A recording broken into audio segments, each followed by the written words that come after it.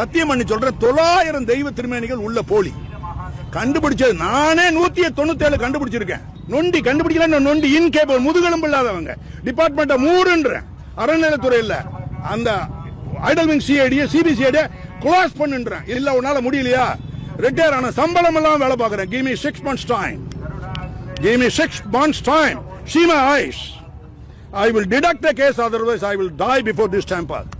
இல்ல சார், அதெல்லாம் இந்த வேலையெல்லாம் நான் எலெக்ஷன்ல நிக்க போறேன். சாரி, ஆளுகள்லாம் இருக்கா, வேலை பார்க்க மாட்டேங்கிறான்.